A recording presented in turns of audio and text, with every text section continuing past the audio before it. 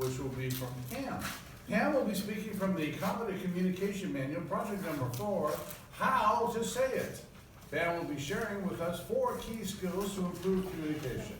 Of course, being a Toastmaster is the most important step we can take to improve our skills and become an effective communicator and leader. Pam Thompson, 4 key skills to improve communication. 4 key skills to improve communication. Ms. Pam Thompson.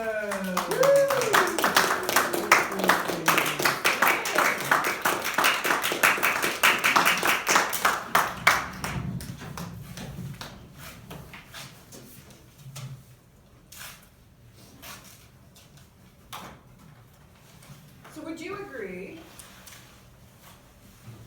that becoming a Toastmaster is the best step you can take to hone your skills, to learn how to communicate, and to become a better listener, a better partner, a better husband, a better wife, a better leader, a better owner of a business, a better salesperson? Just better.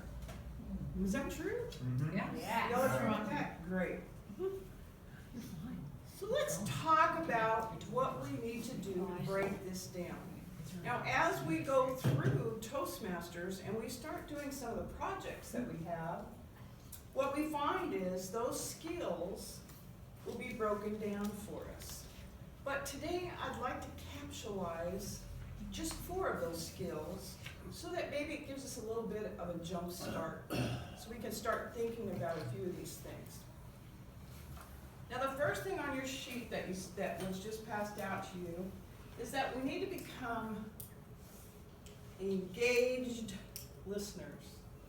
The key word here is engaged.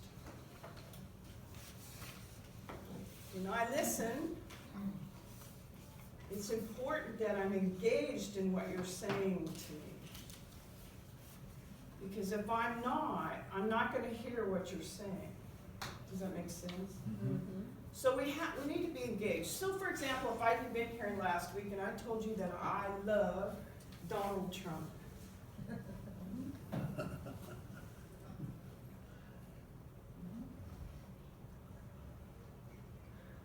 Everybody's forming an opinion, right?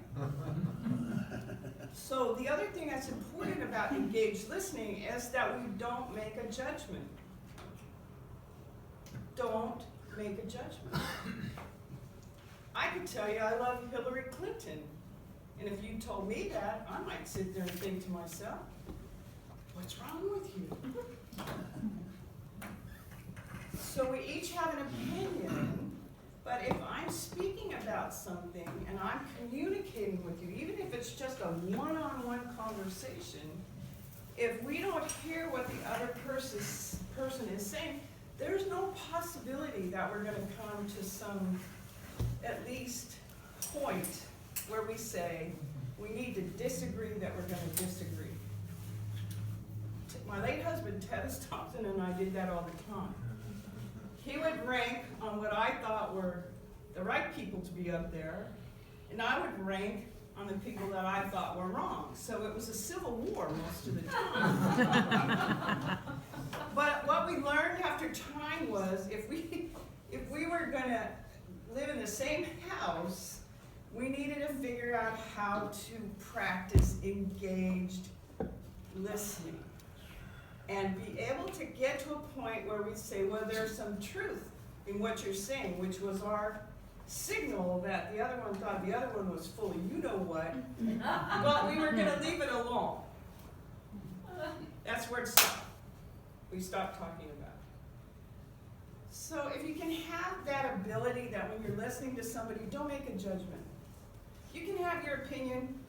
Everybody else gets to have their opinion. But if you really want to have a meaningful communication, get closer to people, you really can't make judgments. It's really something that you really need not to do. Now, what the experts say is that because of the way our brains work, that if you're listening to somebody, you should listen harder with your right ear.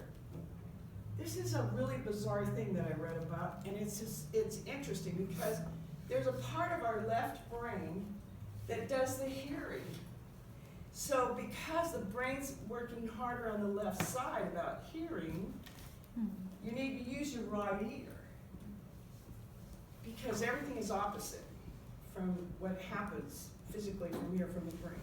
That was an interesting thing. So I tried it out this last couple of weeks, because I've been working on this for maybe 2 weeks now, 3 weeks.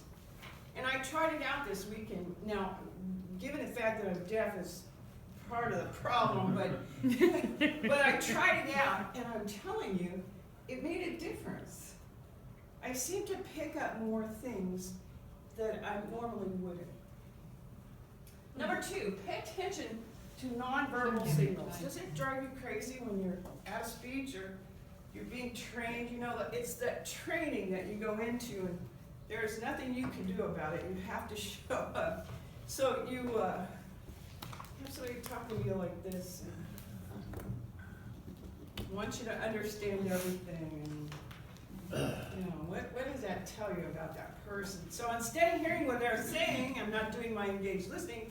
I've decided that this person is someone who I really don't like to be around. I don't want to listen to. They're very closed. They're not. So obviously, the more open you are, the better it is. The other thing with nonverbal signals is your voice. Have you ever been talked to like you're 2 years old and you just want to get up and smack somebody? You think if they talk down to me anymore, I'm just going to lose my mind. I'm going to go crazy. So it's important to understand that when you're talking to people, what happens with that is that they believe that you're not credible, or they really don't have any respect because you have no respect for them. That's kind of how it feels. So we don't want, when we're speaking and communicating, whether it's on a personal level, and I used to do that with Dennis, he could always say, oh, I can tell by the inflection in your voice that you're really, you're not getting this. So it was those kind of things, those kinds of things when we put our voice out there. So be sure not to talk down to people, that's really important. Now, the other thing is that we need to keep stress in check. Sometimes you've had a busy day. There would be times in the bankruptcy business that we worked together, both of us. He was a trustee and I used to run the office. Now there were some very important communications that would go on that I really needed to hear clearly and I did not. So when you're stressed, it's really important to make sure that you don't have very, very important communications happening. Because sometimes you're not getting it, you're not hearing it. He may have come in from court, told me something that I really needed to hear. I had 3 telephone calls going on. I had a problem that I just found that I really didn't want him to find out about. I had someone that was giving us grief about something, a creditor, one of those.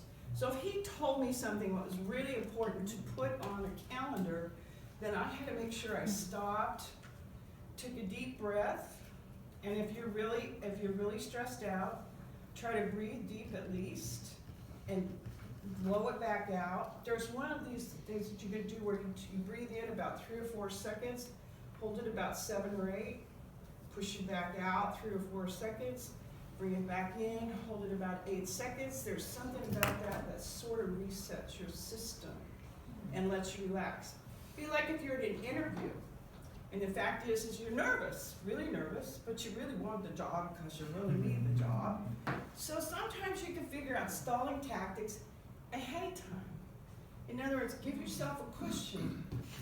Research the company that you're going to work for, and say to them, ask them a question or 2, and then what happens is that gives you a minute or 2 to think, sets up some rapport between you and the boss, so the person who's interviewing you, and then they'll answer you something about the company and whatever it is you've researched. So give yourself some time to breathe when you're in a stressful situation.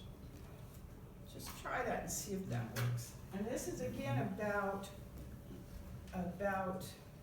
making sure that you're not stressed, okay? And then, of course, assert yourself. Make sure that you're able to verbalize negative things, but in a nice way. The fact is that most of us wouldn't say out loud that I'd vote for Trump before I would vote for Hillary, because that's very negative right now. It's very charged. It's very emotionally charged. But I have my reasons. So if that's what I really believe, then I should stand up and be able to stand on those without being judged by somebody.